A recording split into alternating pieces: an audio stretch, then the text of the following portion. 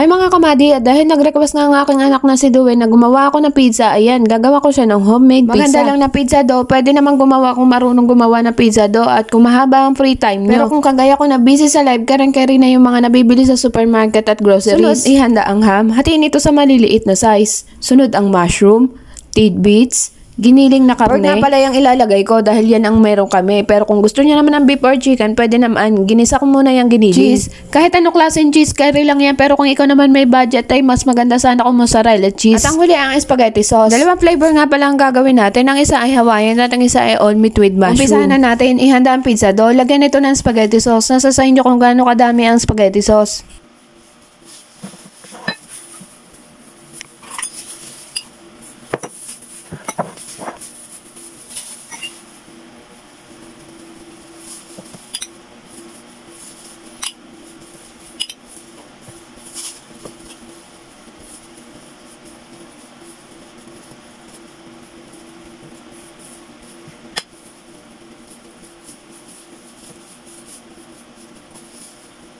Isunod naman natin ang ham. Itodo nyo na yan. Tulad ng pagmamahal mo sa jowa mo, nakatodo na.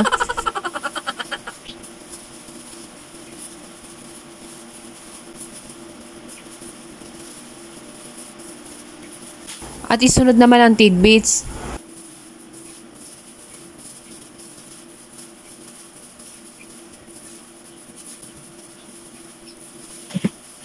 At ang huli ay ang cheese.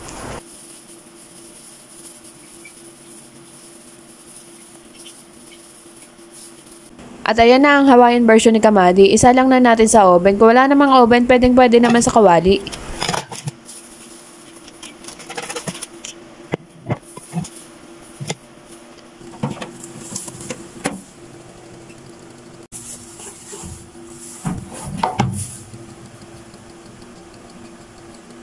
Sunod naman natin gawin ang all meat with mushroom. Same procedure lang po sa Hawaiian. Maglagay ng spaghetti sauce. Kung mas bet nyo maasim, ay pwede naman yung tomato sauce. Ilagay na po natin yung pork giniling. Pagkatapos yung mushroom. At ang isunod naman natin ang cheese.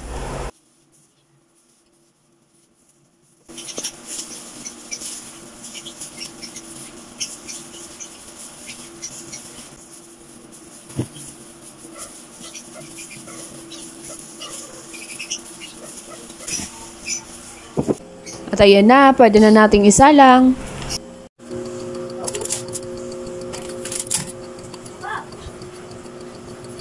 At eto na po pala yung result ng Hawaiian homemade pizza natin. At ayan, parehas na silang naluto. Sigurado sa itsura pa lang ay napakasarap na niya. Lalong-lalo na kung may kapares na juice o kaya na milk tea o kaya naman ay kape. Kayo na bahala sa drinks basta't yan ay masarap. Siyempre kahit mainit-init pa yan, hindi pwede hindi agad matitikman. Ay, tikman na po natin yung ginawa kong pizza, homemade pizza.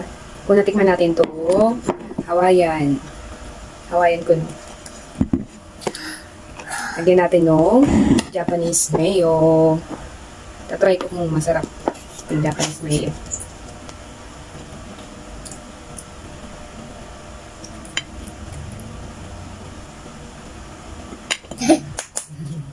Tapos, ketchup.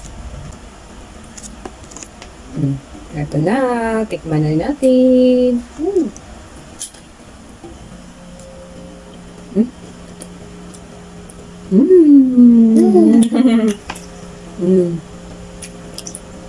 Sarap. Sarap. Ang sarap ng pagkakablend ng Japanese mayo at ng ketchup. Kasi usual, ketchup lang nilalagay natin, di ba? Sarap. Sarap. Sunod naman natin tikman to all meat. Lagyan din natin siya ng Japanese mayo. Sabi do the way. Tapos, ketchup.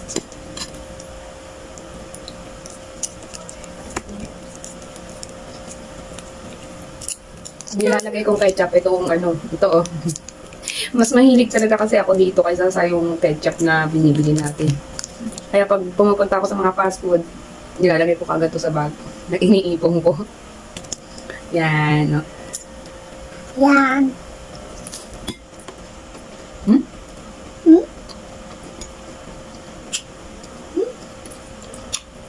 Sarap. Sarap. Mas trip ko itong All meat. Kasi pa doon sa Hawaiian. Ayan. Opo. Yummy. Mm. Mm. No. Ayan. Sarap pala nung kapag may Japanese mayo, bukod sa ketchup. Ang sarap talaga niya. Thank you for watching. Ingat at lahat. Bye-bye. Bye-bye. Yummy.